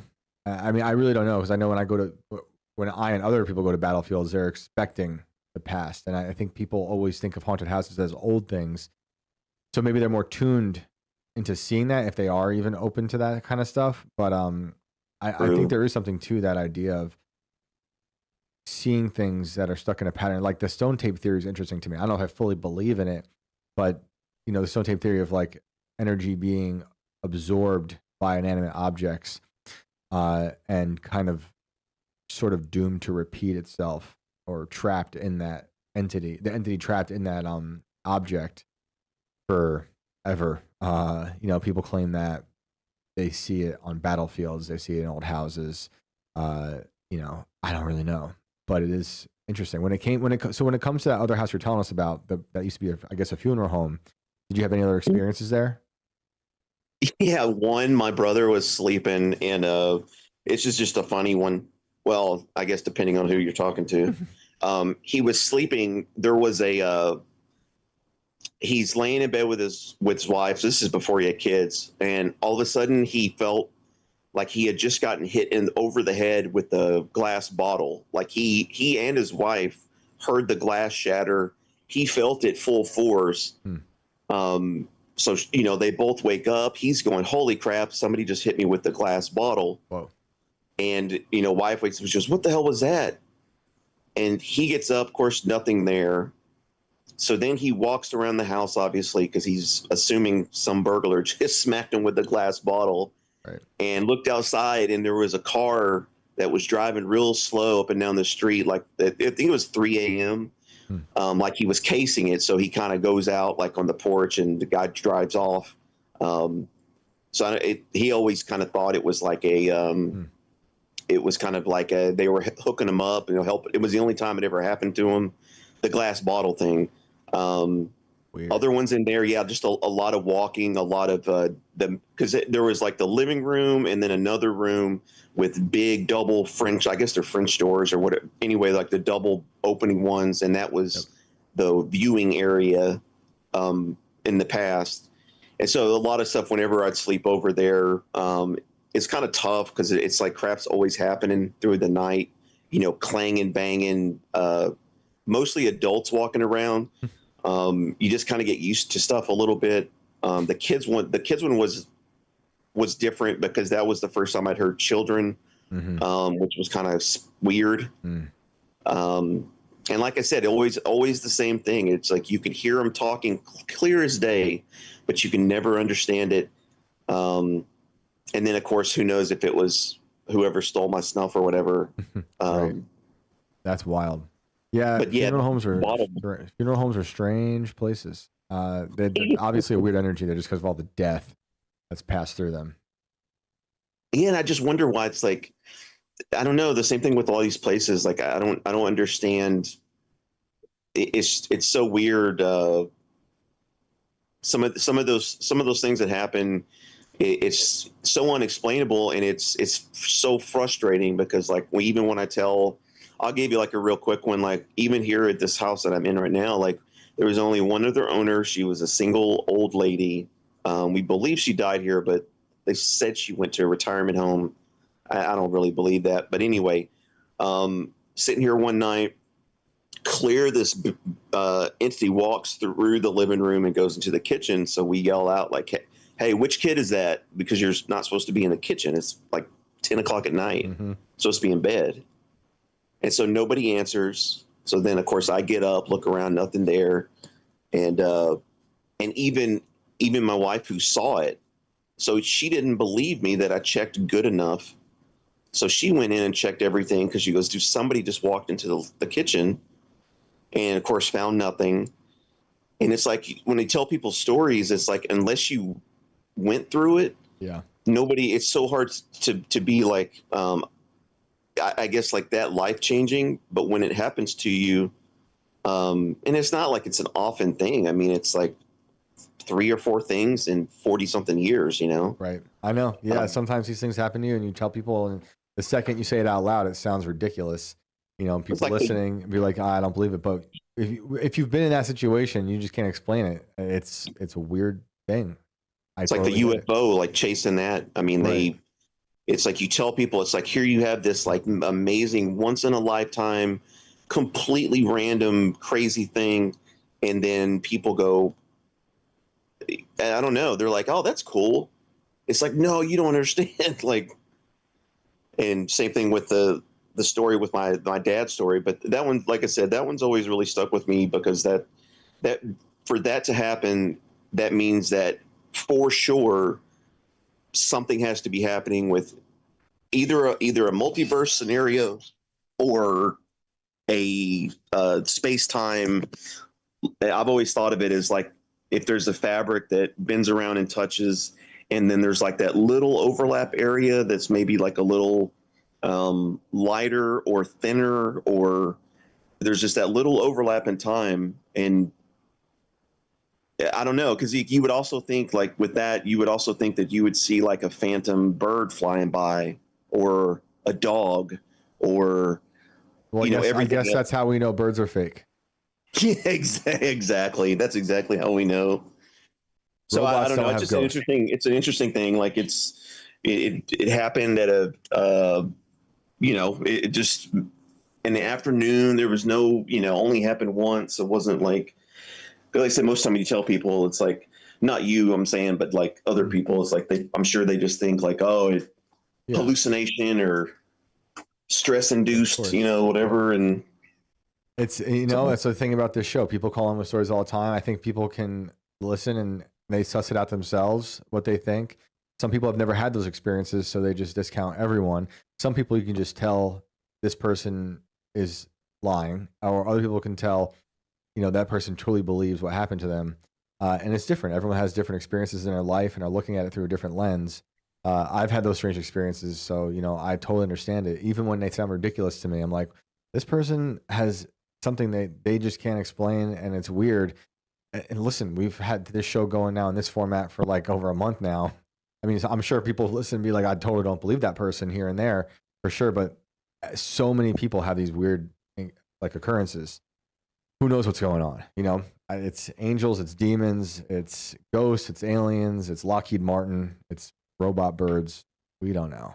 Something's going on. The frustrating thing is like, you know, even with all the stuff, it's like, I don't feel any closer to truly knowing than I did at any point in my life. And it's like the UFO stuff, we always get teased with all these congressional meetings, and you think, man, we're so close. Yep. And then every time it's the same crap, you know. It's like, well, I don't know. It's so frustrating because it's just like, man, even some of them with the alien thing, or even with the entity side of it, it's like it's kind of a sucky deal because, you know, the only way you find out, there's only one way, and that's when you die. Mm-hmm. And the unfortunate part is that, you know, you can't really tell anybody else about.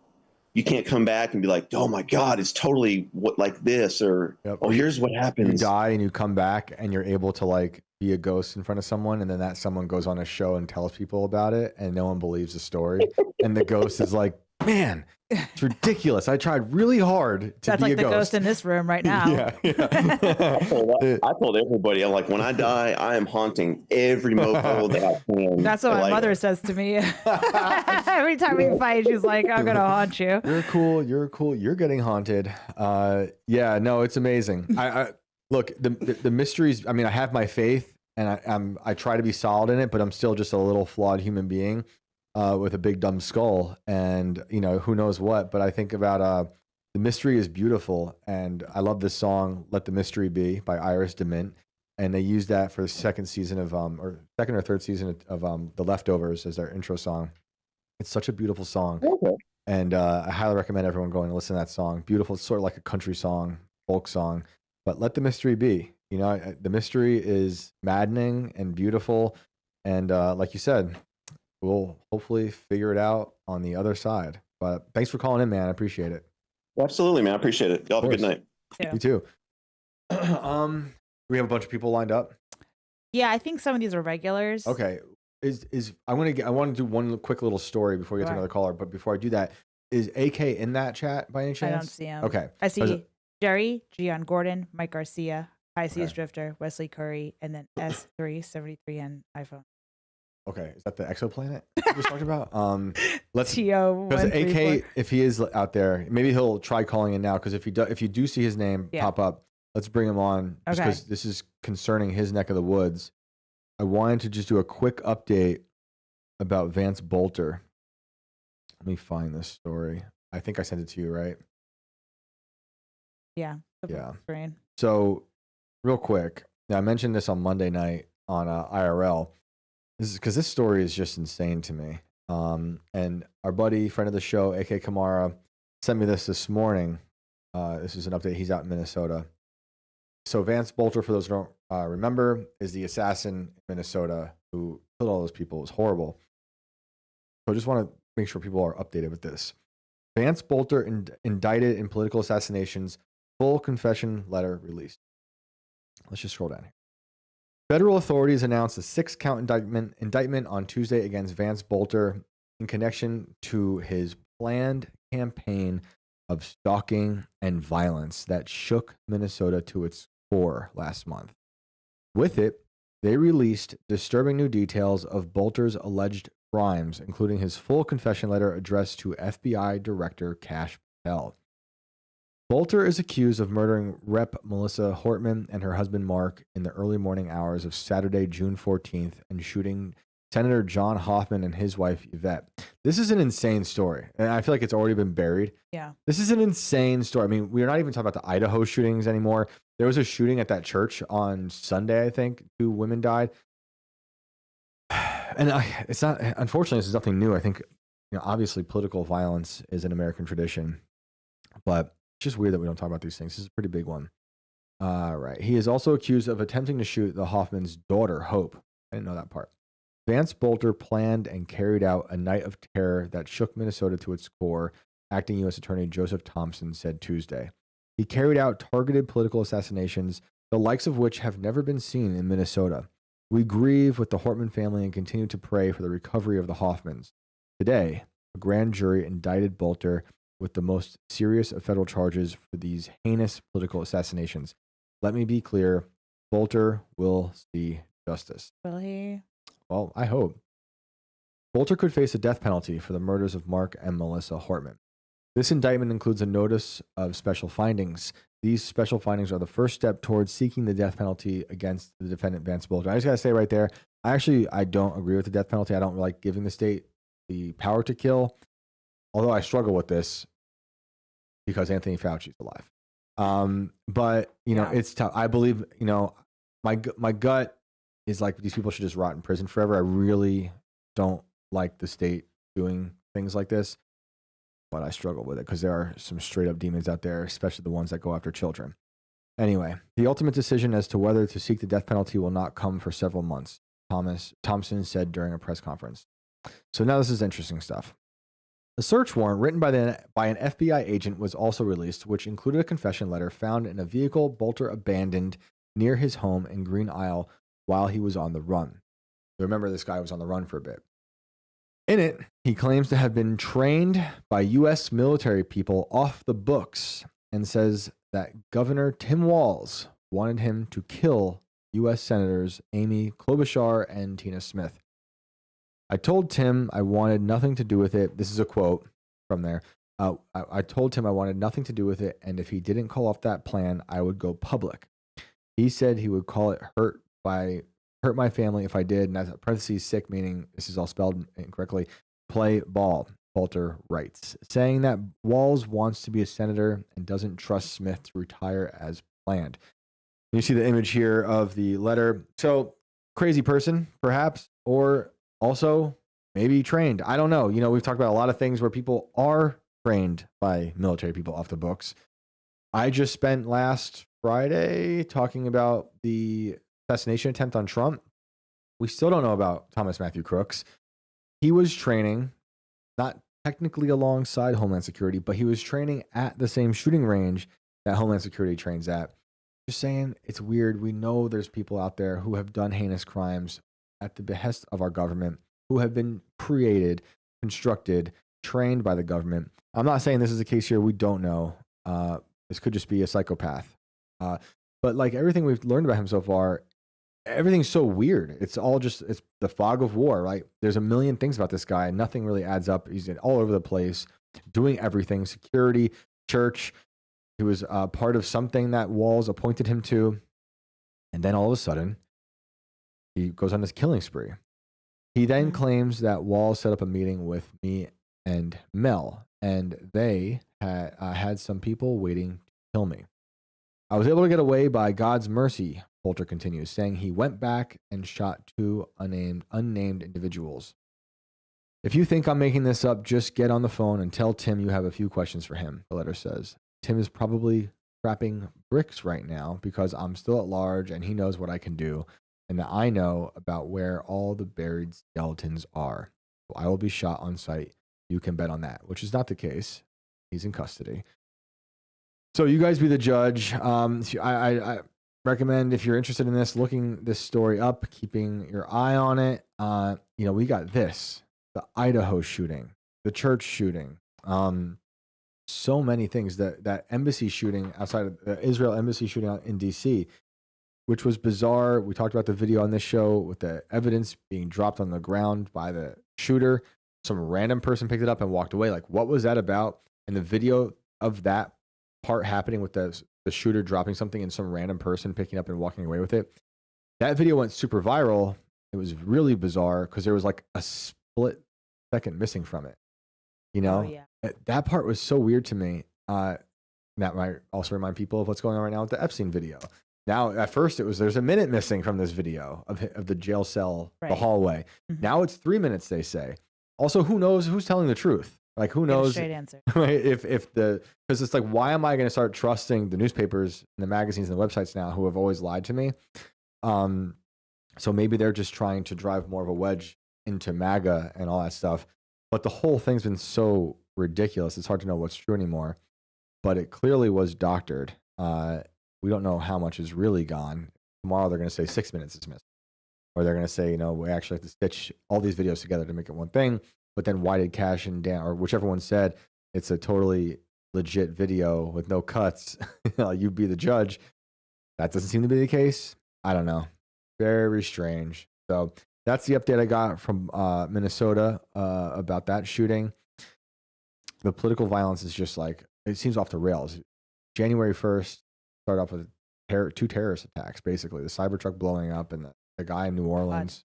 This is why people don't talk about certain stories anymore, because everything is happening so fast. Yes. And then it keeps. Right. Yeah. They're counting on that, on your short-term memory. Who knows? The Thomas Matthew Crooks thing is like, I heard Trump say, I forget if I saw this. I think I saw this after the Friday's episode that I recorded, or Thursday episode that I recorded about the assassination attempts in Butler. But he says he's satisfied with what he's been debriefed with.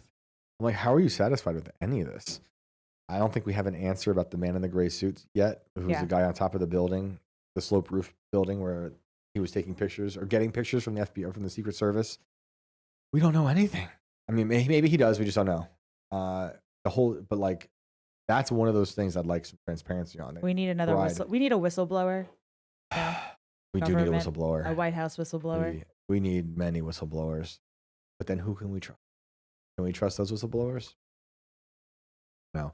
Let's try to get to a few more callers before the end of the night. Thank you guys for sticking around. I don't know who I should bring in. If you see a new name, we'll try a new name. It's the S373.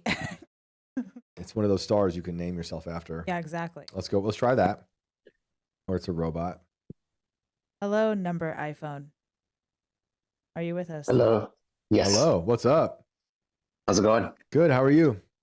Good. What do you got going on? I have a story. I have a story from Providence, Rhode Island.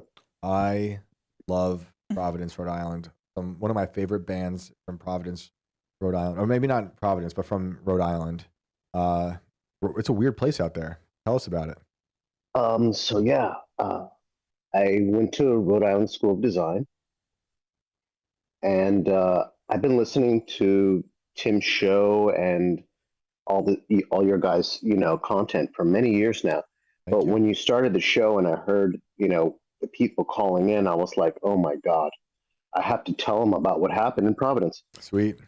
So, long story short, I'm up there for art school. Yep. I got kicked out. Uh-oh. I'm working at Whole Foods. Moved in with a girl that I met at Whole Foods. And I'm checking out a friend of mine that I met years ago in Chicago. And she's like, this is my roommate. And she's like, I heard you're going to move in. She's like, I want to tell you about this place. It's really weird. You can't let her stay there alone. There's something in the place. It's dangerous. And I was like, I completely blew it off. I never believed in any kind of ghost, anything like that for many years. And, I was like, I'll see it when I believe it. You guys watch too many scary movies. I didn't believe a word they were saying. I just blew it off. Moved in. And I just noticed a really creepy vibe. The second floor, she had a bunch of painting supplies up there. She didn't want to go up there or touch it. They were like, be careful of the stairway at night. Mm-hmm. And in the middle of the winter, we noticed the heat go off. So at this point, it's just me and my girlfriend living there. And, we had a normal heating system, but I did hear, I just did get a weird vibe on the second floor, but I still didn't believe the stories that they were telling me. And she said she moved out because this thing was shaking her bed. Oh, nice. Okay. Yep. She said this thing was shaking her bed and was stomping up and down the stairs at night. And she didn't feel safe in there anymore. And she's like, everything upstairs, you can have it. I don't want it. She left all these canvases, brushes, easels up there. And, into the cold winter, at one point, the heater went out. So we were like, let's go downstairs and check on the heater. So we go down through the kitchen. And mind you, the house it's a pretty large house. It's got double door entrances. All of them are closed because we're trying to stay warm. So everything's closed and locked up. And it's like 3 entrances to get to the kitchen area. We get to the kitchen area, go all the way down to the stairs to the basement, and to check on the boiler. And the thing is just dead. It's not even on. It's not making any noise. And there's a phone number on a boiler plate. I guess it's like a plate with a phone number.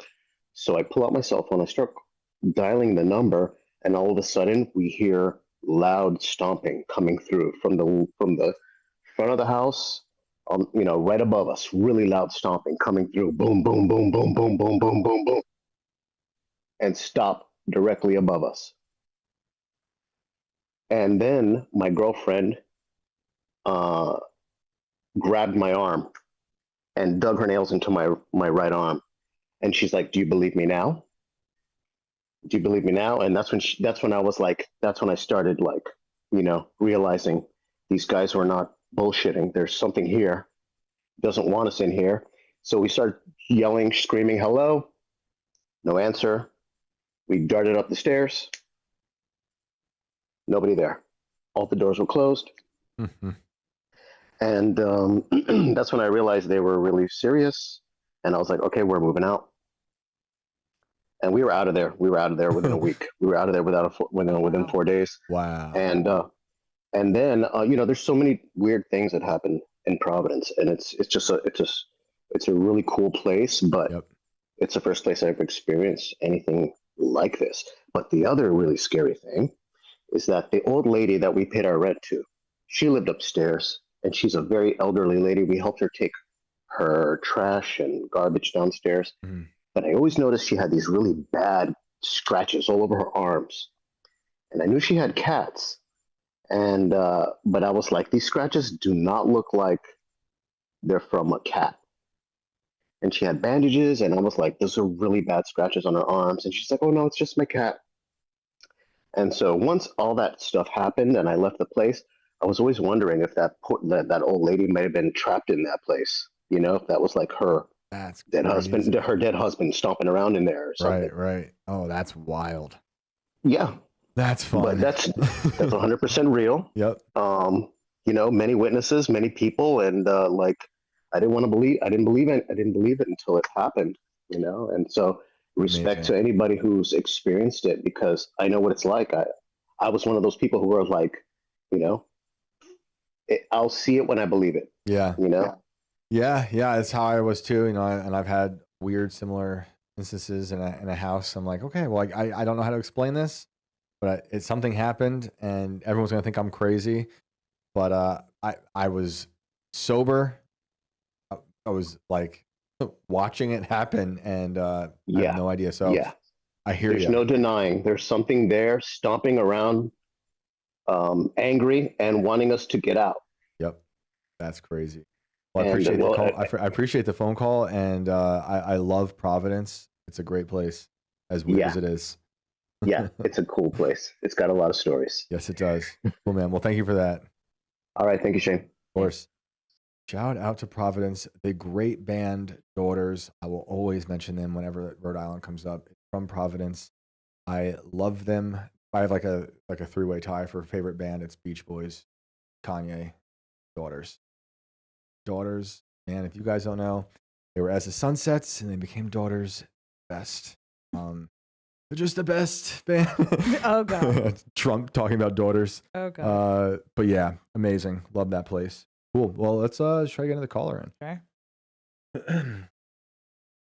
You Won't Get What You Want. One of the greatest albums ever written. Jerry? It's Jerry, but Catherine? Hi.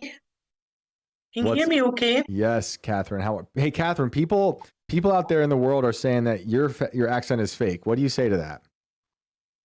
Well, if I was to actually speak like a proper Dundonian, you wouldn't know a word I was saying. I'll give you an example. Okay. I'll give you an example. Please. I'll hear planning and Incredible. Was that a And curse? what did you say? Basically, what we'll have is like pasties, and you have ones with meat or ones with meat and onions. And it just says, could I have a plain one and one with onions as well, please? Incredible. Can you do a States accent? Yeah. But like an American accent? Yeah. Oh my God. Oh, that's not bad. That's about as good as I can get it, but at least I'm not getting called Susan Boyle tonight. Yeah. That Did was that last hilarious. time. That was hilarious. So what is going on? Well, I'm looking at the Doomsday Clouds and the mega tsunamis in your title. Oh, we didn't talk about the tsunamis We'll today. get to that. Yeah. Okay. Thanks for reminding me. Yeah. No, that's okay. What I do remember, when our Prime Minister, if you could call, well, Yeah. when the guy who's our Prime Minister got in, prior to him getting in, being elected, a reporter says to him two things. She says, okay then, keep Mr. Stammer, she says, because he wasn't the Prime Minister at that time, Westminster or Davos? Guess what his answer was? What? Davos. Oh no. So this is the ilk that we've got. I mean, excuse my French, but the UK at the moment is a royal shit show. But anyway, but as soon as he got in as Prime Minister, something really weird happened. Bill Gates turned up at number 10, and people are like, "What the hell's he there for?" Even on the TV shows, no TV shows, but I watched like British news shows on the internet, and they were saying, "What the hell is he doing at number 10?" And then I think it must have been like a month later, this thing came up in the Mail Online, the UK to invest £50 million on blocking the sun out. And I thought, oh, you are kidding me. They're gonna So I'm they're gonna thinking that's experiment why on you. Yeah, I'm thinking that's why Bill Gates was there. Great. Good luck. I mean, I'm not trying to be funny, but Britain's not known for sunshine. I was gonna say, isn't it already dark there as Yeah. it is? Maybe that's why. Maybe they've been doing it for much longer than we know. Yeah, I mean, it's a known fact that the majority of the people in the UK have a vitamin D deficiency because of it. Yeah. Yeah, it does seem gloomy out there. That's interesting. Well, I hope not, but I'm not surprised. I didn't know about the Davos connection. It's everywhere, though. Yeah, well, no one can escape it. I mean, it's just ridiculous. I mean, I couldn't stop laughing in an ironic kind of way because they're, Davos and all the rest of it. Global warming and all this nonsense. Yet there was 50 private jets that went into Davos, not for the people that were there, but for the prostitutes that were getting handed over to the guys. Of course, as they do. That's their. Yeah. They don't care. It's rules for thee, but not for Oh me. God, yes, definitely. Now, you mentioned something earlier called somatics. Yes. Now, remember when I was talking about Roslyn Chapel, how they've got those cubes on the archways. Yep. They've got like random cubes, and there was two guys who were researching them because there was unknown patterns on them. Yeah. Well, they are somatic patterns. Oh. And when they studied them and realised there were somatic patterns, they put them together and it made a like a hymn or a tune. Interesting. And you say to yourself, why? How on earth could they have managed that in 1450 or knew about that in 1450? What do you think? It's just weird. I've got like a. Well, here's me again. I've got like a spooky story, but I'll be very quick. Go for it. It's regarding the two ships, HMS Unicorn and RRS Discovery. HMS Unicorn's a real thing? Sorry? HMS Unicorn sounds fake. Oh no, that's real because Scotland's national animal is a unicorn. No, it's not. I did not know that. Did you not know that? I did not know that. No. I was born yesterday, but I am looking at it now. That's wild. Okay, well, tell us. Yeah, well, it was in the winter time, and because the two ships are really old, they do a lot of like fundraising events, like people going there and getting showed around the ship, and if they want to, help save the ships because they're really old. If anybody owns a boat, they know how expensive it is, let alone an old one. And I used to be in the Sea Cadets, and it was a good thing just for teenagers, keeping out of trouble. Right. And they were having this fundraising thing on the Unicorn. So me and my friends, we were there with the drinks and the canapes, and when everybody went away, we'd help clean up.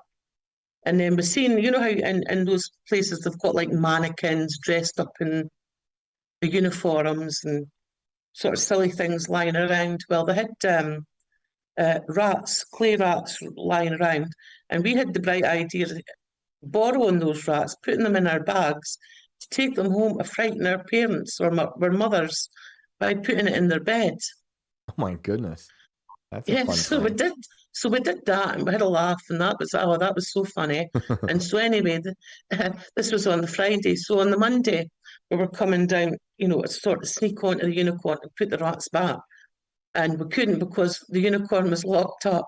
So we had to sort of put ourselves in and call ourselves out and say, look, we've got these rats. We were just wanting to scare our mums. And they went, oh, well, that's it. You're going to have to get put on jankers. Now, jankers means a punishment. And I was like, oh, God, here we go. They says, right, tomorrow when you come, just go straight to the Unicorn and you'll be cleaning it. And the person over there will tell you what to clean. And I was like, oh, for God's sake, So anyway, cut a long story short, we were on the Unicorn, and I was put on the main bitty where Scott and Shackleton's living quarters were, and the whole place is like covered in wood, and it had this great big table where they would either have like meetings or they'd have their meals. So I got stuck with a duster in a room that was covered in wood, and I had to dust this wood, and my other mates were somewhere else. So I'm busy dusting, and I'm like cursing at myself. And then my mate came to the door, and she says, I've had enough now. She says, I think we've done enough. And I'm standing there with the duster in my hand, and I says, yeah, you know what, you're right. And I heard 3 knocks right behind me, and she started to panic. I says, look, it's a wooden ship. It expands and all the rest of it. And then we heard feet stomping, just like your last caller, feet stomping all the way around this table. And her face just dropped, and she had a mop and bucket. She threw it on the floor, and I was trying to get out the front door as well. It was like, honest to God, it was like a scene out of Benny Hill. She fell over bucket, and I fell over her. We were trying to get out, and thinking back on it, it's funny, but see, at the time, it was so frightening. Right. What do you think? What do you think you witnessed there? I don't know. It could have been the wood, because anytime anything weird happens to me, my brain automatically goes to something logical, like the laughing in the school. Right. Oh, that must be my music teacher, or whatever. It's an automatic thing to put a logic to it. It's not until I'm out of the environment and away from it, I think, well, wait a minute, that might have been something, or that could have been something else. But it was clear footsteps going right all the way around this table. And I was like, oh my God. And it was funny because the two of us couldn't get out of there fast enough. But like I say, it was like Benny Hill, the two of us trying to get out of there. That's great. But yeah, I don't know if you can pull up a picture of RRS Discovery. What is it? I mean, Want to pull that up, Alex? RS Discovery? preferably if you put RSS Discovery at night, because then I don't feel so stupid speaking about the story. Because it was at night it happened. The Discovery ship, RRS Discovery. Yeah. At night. I'm looking up on my phone while Alex is getting it up. It's a crazy ship. Holy moly. Oh, wow. Yeah. You said that last time about my old school. Yeah, well, I was actually telling my son about your Hogwarts school the other day. Do at night, because there's a crazy photo of it at night. Yeah, it's nuts, isn't it? I mean, it was really funny as well because when we were kind of fessing up to what we did, you know, the women, the commanding officer says, take those rats, let me see them. So I took mine out, it was fine. My mate took hers out, the bloody tail fell off it. I was like, oh, I was looking at her like Homer Simpson when he says "doe." You know, I thought, my God, that's us. We're in trouble here. That's wild. Yeah, it's a crazy ship. Well, that's fun. You should put together a book of these stories. That's Oh Yeah, God. yeah, I same mean, ship. like I say, loads of daft things. I mean, I'm 52. So, you know, I've got a lot of years behind us. But yeah, it's just I don't know if it's because I find myself in situations or just because we've got a shed load of old stuff up here. Probably a combination of all of it, but it's great. And Yeah. Catherine, we always appreciate you calling in. Thanks for these stories, Well, as always. you guys have a good night and thank you very much. Of course. You too. Before we go, so sorry for those we're not getting to tonight. I hope you call back tomorrow night. Yeah, Mike Garcia, you keep asking to come on. Sorry I didn't get to you tonight. I'm not sure if you've already been on or not, but call back tomorrow. My I'll have you be the apologies. first one on. Yep. We did get a couple of super chats. The first one, most of Stalin 69, $5. Love this channel. Glad I saw you on Timcast. Thank you. LJG, which I think is Mike Garcia, gave us $4.99. Tim Pool's on the Lauren Southern list. Don't know if that's a good thing or not. I don't know. I don't know in too the much news. about I all saw that. he made a video about that earlier. I didn't watch it. Yeah, I don't But know. there's drama over there. That is crazy. You'll have to tell me all about it. I avoid all. Mm-hmm. I talk about ghosts and I know. mega tsunami. I love to know about the drama, but I don't want to be part of the drama. Well, thanks for the super chat.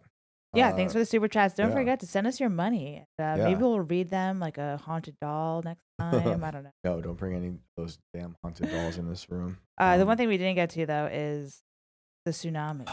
You want to just bring it up really quick? Yeah. We'll do it. We'll just do it a little bit because I do want to make sure we talk about tsunamis. Where the heck I don't even remember sending that to you. Oh, yeah. Yeah, you did. I You have it. did. Yep. While you do it, I'll pull this up. Look at that thing. Yeah, that's wicked. Scientists make ominous prediction about doomsday mega tsunami. So we're obviously going to end on a high note. Well, with all this water, it's got to go somewhere. Yeah. Scientists in the U.S. have said that a 100-foot doomsday mega tsunami could wipe out the entire western seaboard. I'm going to say that again. 100-foot doomsday mega tsunami. Also the name of my new band. The wave could come from the Cascadia subduction zone, which is a 700-mile fault line from Northern California in the USA to British Columbia in Canada that has laid dormant for 300 years. And with scientists predicting that the fault line is due an earthquake, any resulting tsunami will be even worse due to rising sea levels. Here we go again with the climate stuff.